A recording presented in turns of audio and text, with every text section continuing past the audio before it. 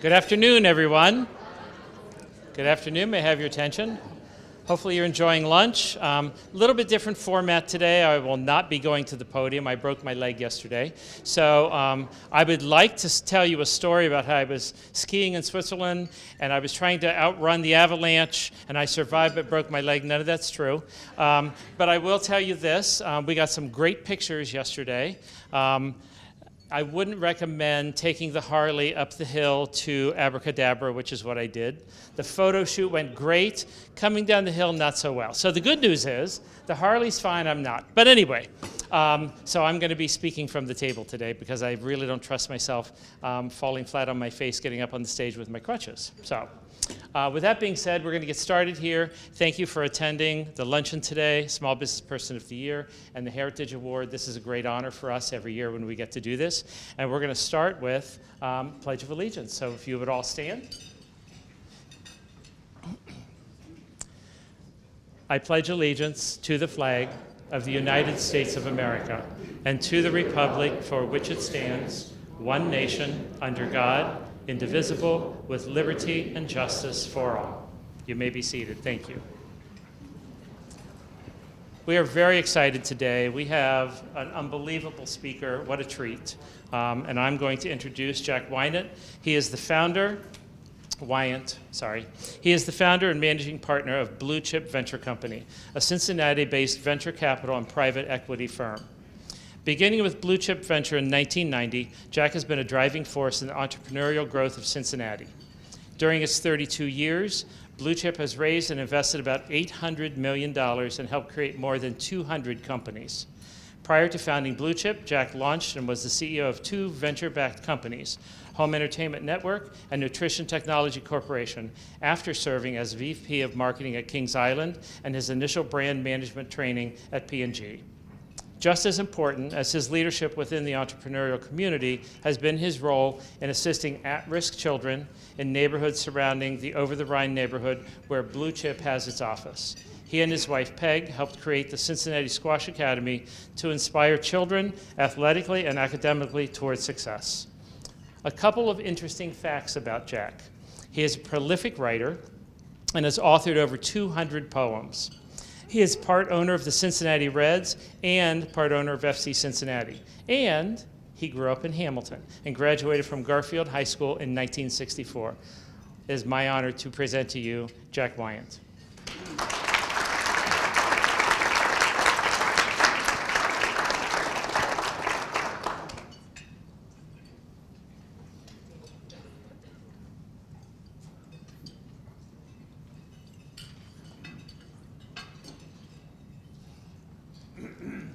As to the Small Business Award winner, congratulations. And I thought the most useful thing I could do to honor and respect you is to go to your store and discover that the 43 items with which you started has turned into 3,000. I mean, that's a pretty heavy book. 3,000 items, which means it's a 70x increase in what you sell. And then I thought it would thrill you to find out that I would buy something. You know, I paid real money for this. This is in your store. Notice the color coordination. And then I had to ask myself, what could I find that we might need that would be useful? And so I probably won't throw this, but nevertheless. So thanks for the opportunity to go to your store. And what you may want to do in the new regime, since you're retiring at the end of the year, is you might want to move it up closer to the road just so customers can find it. Right. Yeah. I'm enthusiastic about being home, so to speak, having grown up in Lindenwold and went to Garfield as was referenced. And there were 330 people in our graduating class of 1964. And based on my careful analysis, I'm the only one here in this room. But there'll be a reunion here next June in this same location. I have some interesting perspectives and facts and figures that I believe. Now, why'd you wait so long to do that?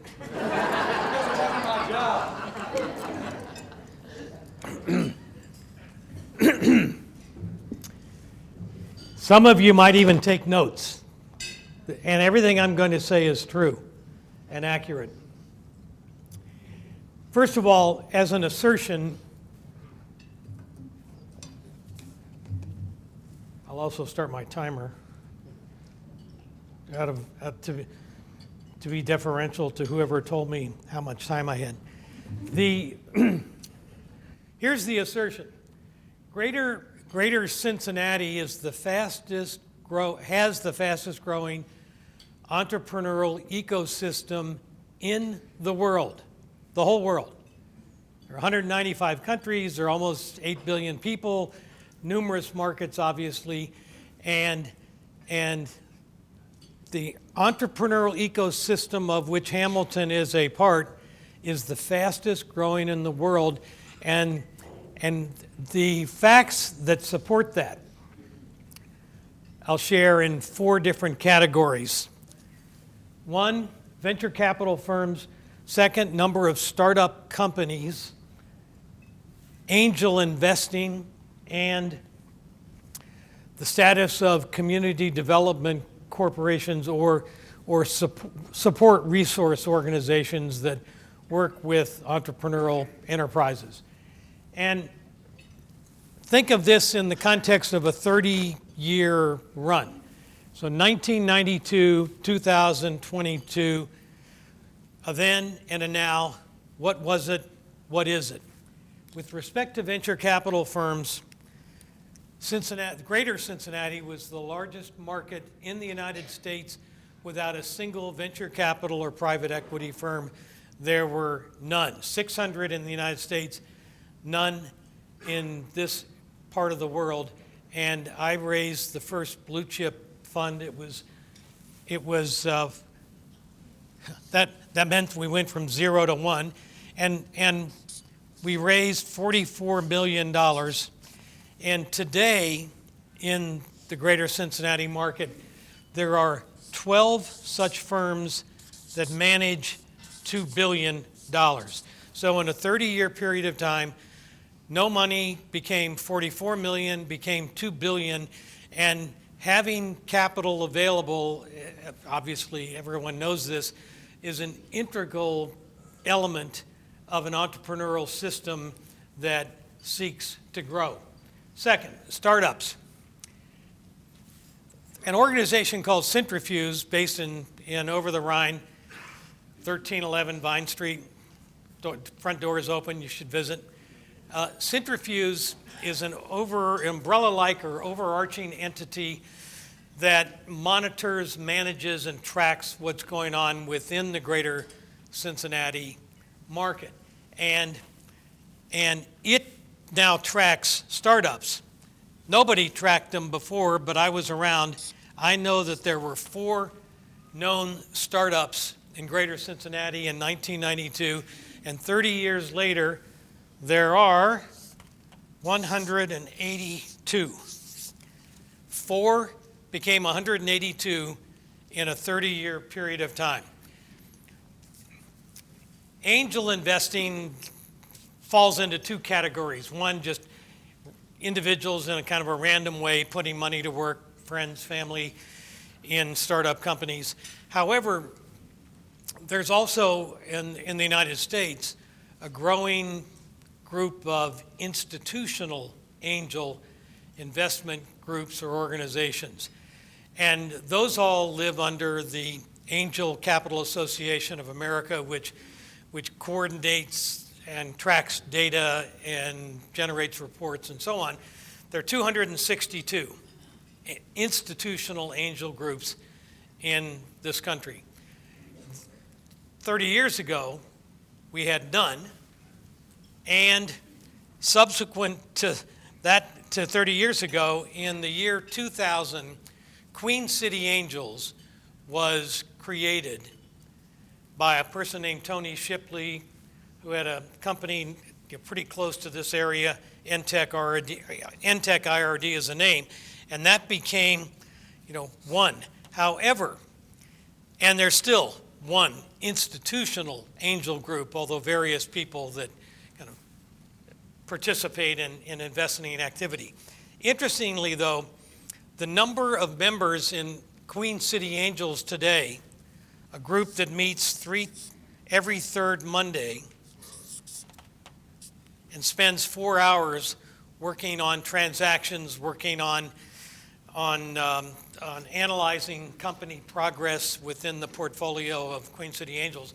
There are 192 dues-paying official members of Queen City Angels, and Queen City Angels has raised 6 funds in sequence.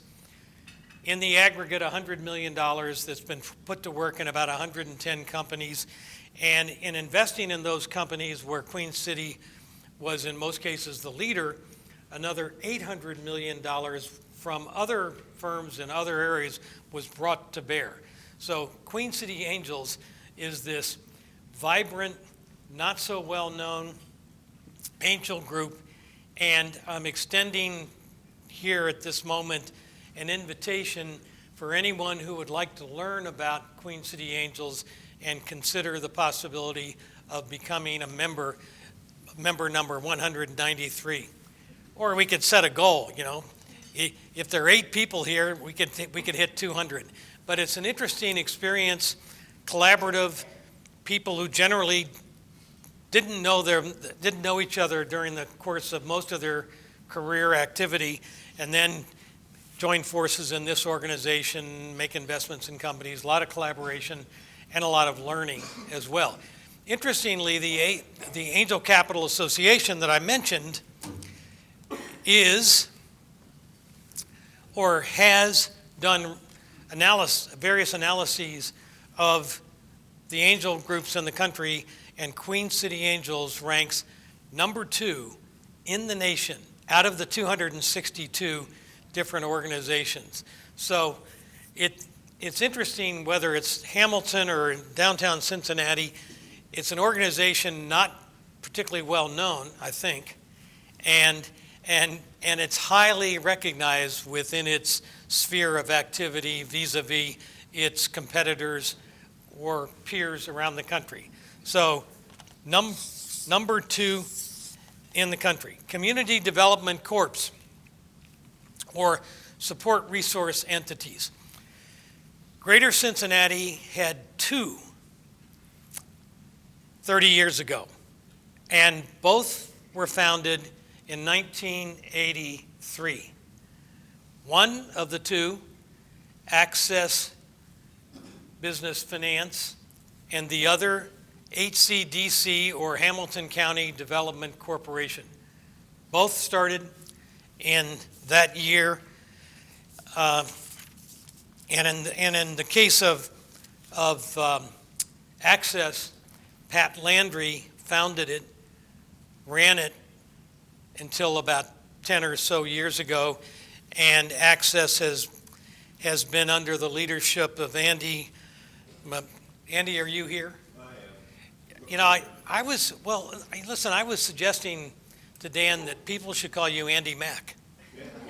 Because, why go through all those other syllables? When Andy Mack, it might stick. Well, Andy is retiring December 31st, and after 50 years working with in an entrepreneurial setting with various companies domiciled here in Hamilton, and those 2 entities, Access and HCDC, in 1992, the 30 years ago comparison, were the only 2 support resource organizations, and today those 2 have turned into 85. There are 83 other entities or organizations that have been created in this 30-year period of time in endeavoring to serve the entrepreneurial community. And of course, with 182 startup companies compared to a handful 30 years ago, there's plenty for those organizations to do. Now, there's more to the Access story.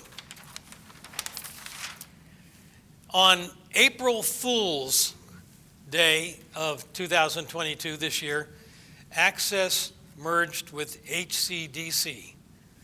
So those two that were founded in the same year, that are on the verge of their 40th birthdays, merged into one.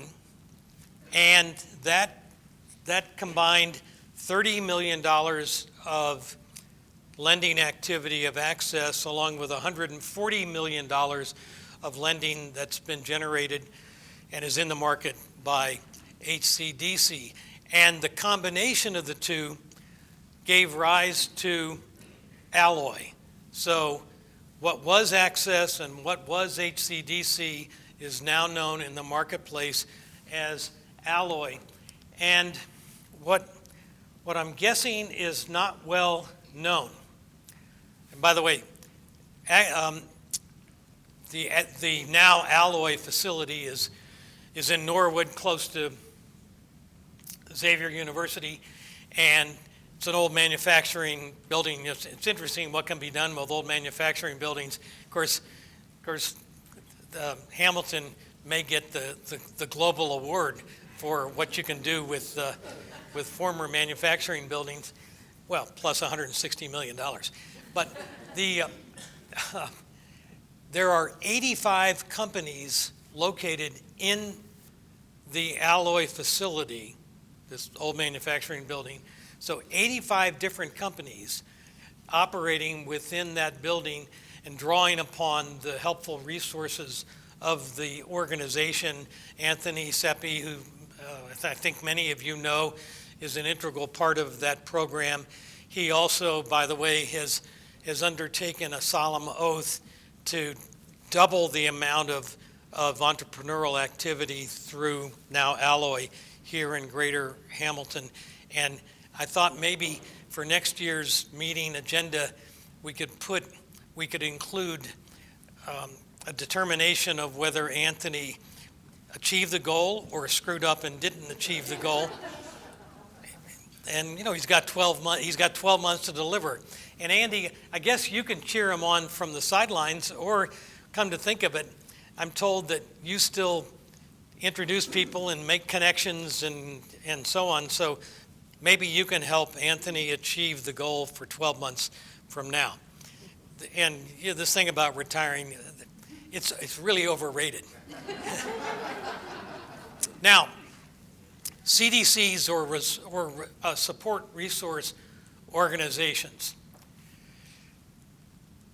A major accounting firm did an analysis of these entities and did so on a global basis last year. So, fresh information. There are 4,000 such entities as now Alloy in the world, not just in this country. And a top 10 was determined as a result of the analysis of that number of enterprises or entities.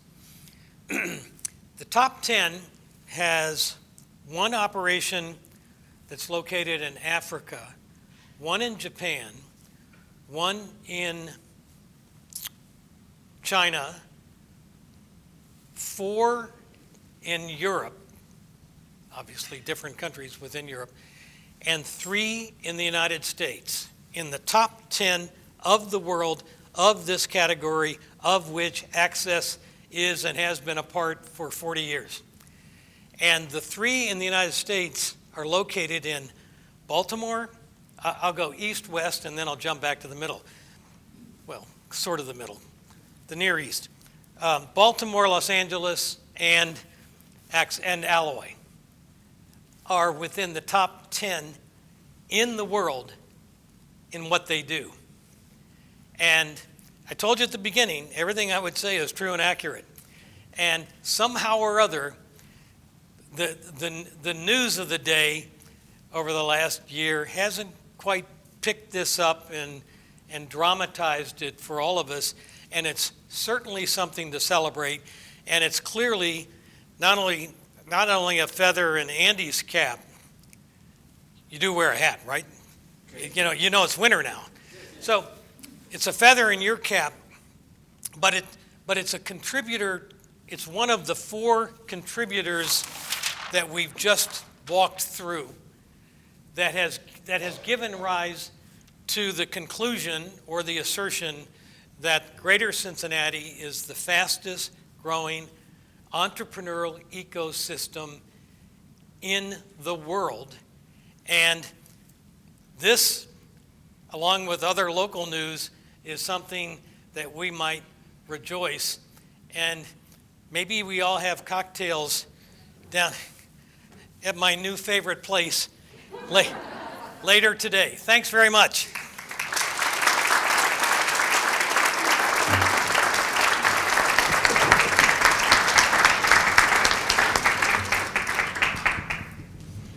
Thank you, Jack. And also, I want to take a moment. Since I finished early, for which I should get some credit, any questions or comments or any suggestions, any additions to this information that would be of interest to share with the full group? All right, Andy, you want to say something so I don't feel silly for bringing this up? Well, just to reiterate some of the things that Jack was talking about, this whole region, southwestern Ohio region, is an entrepreneurial bedrock. There's no doubt about that. There's no question about that. The point is that there are lots of ways that you can get financing, but it takes partnership and it takes collaboration in order to achieve that. That's what we're good at. So, thank you, Jack. Thank you.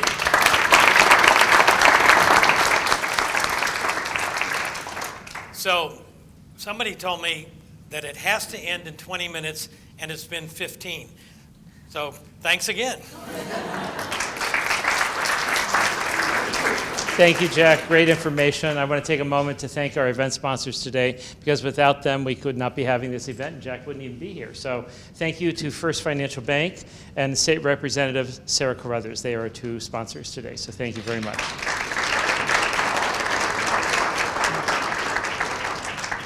Moving on, the Hamilton Heritage Award for Outstanding Involvement. This recipient this year, well-deserving, is selected by past recipients. Recipients of the Heritage Award exhibit a history of volunteering outside of their job. They go above and beyond their volunteer efforts, and their work contributes to the betterment of our community. We have several past recipients in the room today. If you would please stand while I announce your name. Mike Dingledine, Kathy Klink, Cindy Dingledine, Sean Higgins, and Denise Quinn.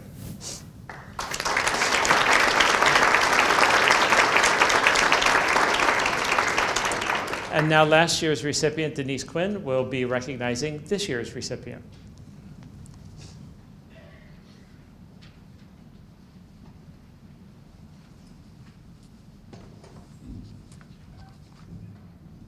A little lower. I don't know if they told you about that. That's the first thing you get is a new responsibility. Next year, you get to introduce the person. So first, congratulations to Marianne and Warren, and also, of course, to Christina. And I'm here to share a bit about Christina for those who may not know her or who would want to know a bit more about her. So she was born and raised in Toledo, Ohio, actually lived in 8 different neighborhoods. So if anybody wants to know anything about Toledo, go see Christina. Okay? Through college and beyond, she lived in 4 different states. I looked it up. She actually lived in Massachusetts, New York, Connecticut, and for you sports fans, Pennsylvania. Pittsburgh, Pennsylvania. It was what she identifies as a coaching opportunity of a lifetime as she was looking to move to Cincinnati in January of 2016. That would be the Great Miami Rowing Center. That resulted in her first step into Hamilton, the city she now calls home. Through her role at the Rowing Center, she have identified those who championed the rowing club events like the Dragon Boat Festival or Paddle at a Concert. and they were the first to benefit from what she saw as reciprocal support. The organizations connected with included the Hamilton Central YMCA Board, Alive After 5, the Fitton Center for Creative Arts season launch, and the Hamilton Joes. In 2017, about a month after joining Envision Partnerships as the Healthy Hamilton Coalition Coordinator, Christina and her wife Jennifer decided to buy a house in Hamilton. Her career with Envisions continues, and today she is their Chief Operating Officer. In 2021, she decided to add more community service to her plate and ran for Hamilton City Council. During that process, she was introduced to and learned more about the multitude of resident-led organizations like 17 Strong. She soon observed that if there was an idea for how to make the city a better place to live, work, or play, there was likely already an individual or an organization trying to make that happen. Although she did not win a seat on the city council, maybe we'll say not yet, she did receive many invitations to get more involved given her willingness to get out there without being asked. Here's a surprise, she accepted as many of those invitations as possible and even had to tell a few to wait, but she shared she would help whenever she could. As noted, Christina did accept a number of invitations and is currently the Hamilton Vision Commission incoming board chair, along with serving with 17 Strong, as well as on their microgrant subcommittee, the Great Miami Rowing Center, Hamilton Tree Board, the Rossville Historic District, City of Hamilton Ordinance Review Commission, and the Hamilton, Ohio Pride Committee. Not straying far from her rowing roots, she is a volunteer coach for the Great Miami Rowing Center and volunteers at various community events like Operation Pumpkin and community trash pickups. Pretty good there. During Operation Pumpkin this year, I first met Christina, as she also found time to ride in the Great American Bike Rally, which benefited in part the Boys and Girls Club of Hamilton, something very personal to me, and I want to say thank you for her to that. Please join me in recognizing Christina today.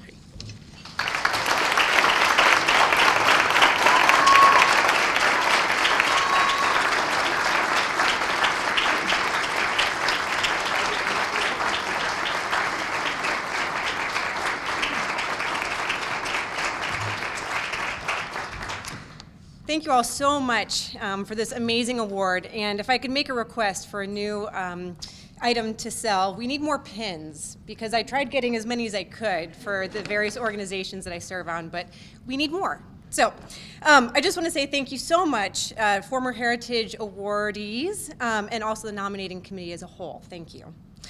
As I've reflected on this incredible honor, it's just natural, I think, to think of a couple things. One of them is why me, you know? And the second one is what can I do to pass this on besides the obligation of presenting this to someone next year? So what I was thinking about is just, I sort of put people in two different camps. As I've gotten a little bit older, I've thought about this. I think of some people as being more internally focused.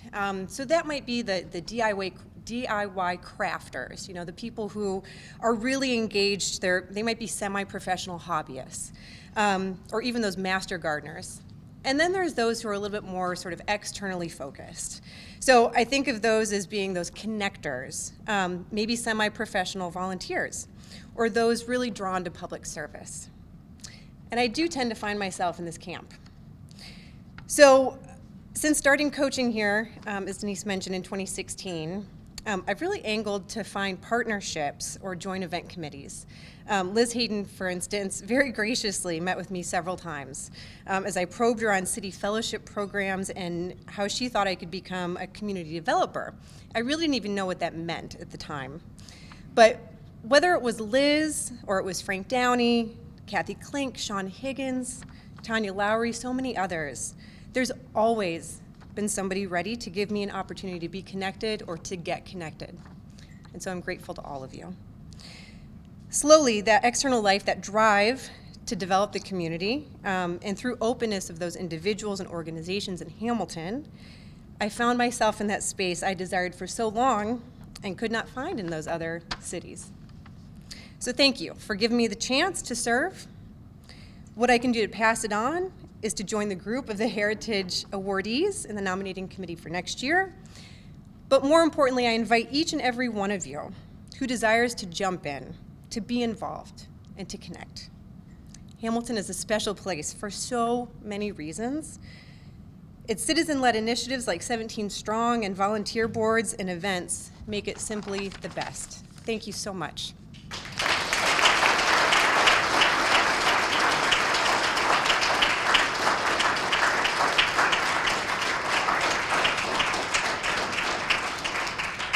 Thank you, Christina, and congratulations. When I went to Christina's home to tell her that she had won the award, we were reflecting on our experiences in Hamilton because we'd been here almost the same amount of time. And it is a great place to be. And our reflection is that the things that happen in Hamilton can only happen in Hamilton. So thank you, Christina. Congratulations. Small Business Person of the Year. In selecting the Small Business Person of the Year, the committee looks for a person who has independently owned and operated a business. The business should be financially strong and have a history of growth, as well as having demonstrated management or product innovation and successful solutions to business problems. The recipient is also involved in the community and has a reputation for personal integrity and fair business practices. Former recipients that are here with us today, please stand as I announce your name, are Neil Cohen, Craig Wilkes, Sarah Vallandingham, Tommy Long, and Andy Schuster.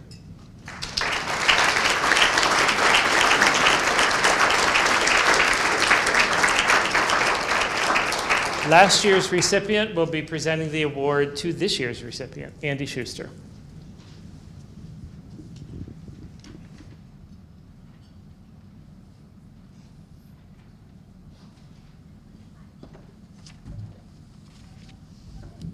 Good afternoon. I'm excited to be here to tell you about two special people sitting here in the front row. Warren and Marian Walafka fell in love with Hamilton when they moved here in 1999, and they have enjoyed making it their home and home for their business, Sane, for the last 23 years. They were both born and raised on Long Island, New York. Marian was a home economics teacher, and one day, you want me to say the year, Marian? In 1975, she sat complaining to her husband, Warren. I confirmed she was complaining about how little money she had in her school home economics budget. Warren, who was a fabric and notions buyer for a department store, offered the idea of putting together a flyer of sorts for the sewing departments of the local school districts. Thus, Sewing Aids and Notions for Everyone, SANE, began. The business was small at first. The catalog was 2 pages and a cover letter offering 43 items, all notions. The pink memographed pages were given to Marian's friends and fellow home economics teachers in the fall of 1975. The stockroom for the business was a section of Marian and Warren's home basement, taking up all 200 square feet and a $600 initial investment. Housewares were added to Sane's offerings in 1978, and from there they grew the business into a 1,200 square foot retail store with a basement for Sane's inventory. After 5 years, they needed yet more space, so took over the storefront next to them. Over the next 12 years, Sane moved into 4 successfully larger warehouses. The product lines grew exponentially, as did the number of pages in the catalog. Over time, orders began coming in from many eastern states. In 1999, Marian and Warren decided that they had enough of New York. They were looking for a locale that was no colder for Marian or warmer for Warren than New York, a piece of land, a small town outside of a large city, and a good library system. Marian fell in love with downtown Hamilton, especially the courthouse. In Hamilton, you could walk, and they were charmed by the friendliness of the people.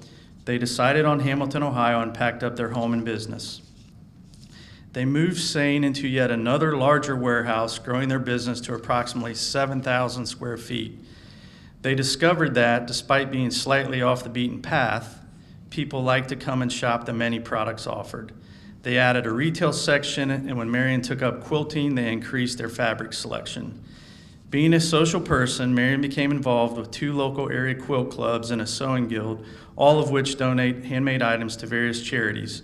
She has made doll quilts and doll clothes for the Salvation Army, pillowcases for Conquer Cancer of Cincinnati and Children's Hospital, as well as quilts for the Ronald McDonald House, Quilts of Valor, Haven House, Emergency Shelter, Hospice of Oxford, and other local charities.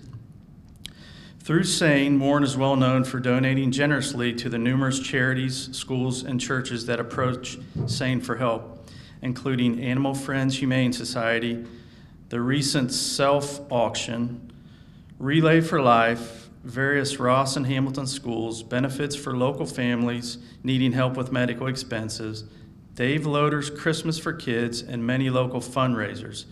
The company has also donated fabric and supplies for many charity products completed by the Oxford Peacemakers Quilt Guild, Hamilton Patchwork Quilt Guild, and Service Sorority Delta Theta Tau. Warren and Marion are also proud to have donated personal funds to the fundraising campaign, which made Hamilton's famous statue of Alexander Hamilton the American Cape. Most recently, Marion and Warren have paid their entrepreneurial expertise forward as mentors to other small business owners. The Wolofkas helped longtime friend and former employee Linnell Lyons Wilson organize her thoughts and finances into a coherent business plan to which they then offered additional ideas and suggestions. They also donated many hours of their personal time in planning and organizational meetings. Their assistance, guidance, and expertise shepherded Terra Luna, a Pilates and massage studio, into fruition. Customer service has always been an extremely important part of SANE's business practices. Warren often says the customer is not always right, but they are never wrong. When a school believes they did not receive an item, it is replaced, even when Warren put that item in the box himself. Teachers sometimes receive the wrong item or a slightly damaged one. After contacting SANE, they are told a replacement is on the way and they should keep the mistaken or slightly dented item. Over their 23 years in Hamilton, SANE has employed over 100 high school students to help through their very compressed summer busy season. For many of these youths, this is their first job where they learn valuable job and life skills. In their spare time, they have turned their beautiful home gardens into a National Wildlife Federation certified wildlife habitat. Marion has been semi-retired for the last few years, and Warren is looking forward to retirement in February of 2023. In retirement, they plan to travel more, worry less, and enjoy plenty of wine along the way. They leave SANE in the capable hands of their daughter, Karen Wolofka. Please join me in congratulating the 2022 Small Business Persons of the Year, Warren and Marion Wolofka.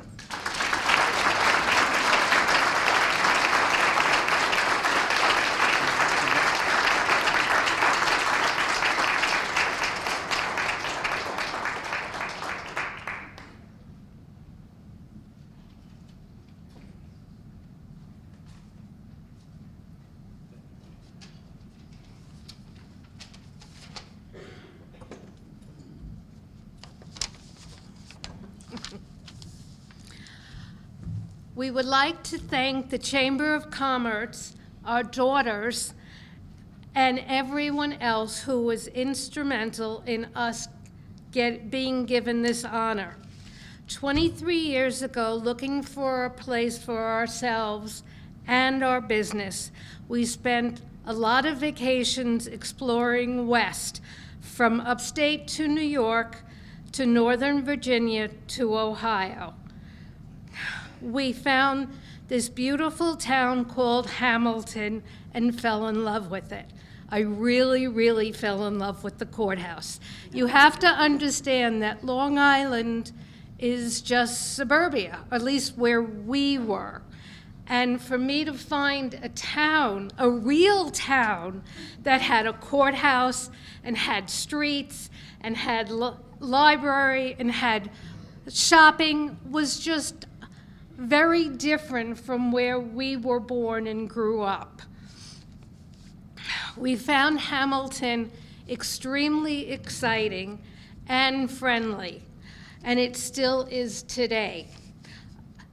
The last few years, Hamilton has made great changes for the future. We are so, so glad that we picked Hamilton for our business and for ourselves, because we absolutely love it here. Being able to end our careers with this honor is a wonderful pat on the back for both Warren and I. Again, thank you everyone for this great honor.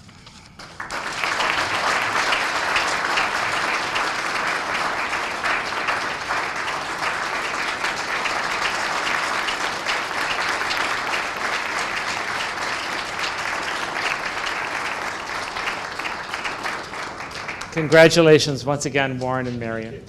If you have not been in their warehouse, you must go. But I will warn you, you can't get out of there without seeing something that you want to purchase. So make sure you bring cash or a credit card. I want to give special thanks to the Small Business Person of the Year Selection Committee. In addition to myself, it is Andy Schuster, Mayor Pat Moeller, Ryan Stitzel, Lisa Scherbauer, and Nancy O'Neill. I also want to thank the Chamber Centennial Sustaining Sponsors, Auto Express of Hamilton, Business Breakthrough Advisors, Barclays, Butler Tech, the City of Hamilton, First Financial Bank, Kettering Health Hamilton, Mercy Health Fairfield Hospital. Once again, I want to thank our event sponsors, First Financial Bank and State Representative Sarah Carruthers, and also a special thanks to the Journal News, TV Hamilton, and Inside Out Studios for their beautiful awards. Thank you all for attending today.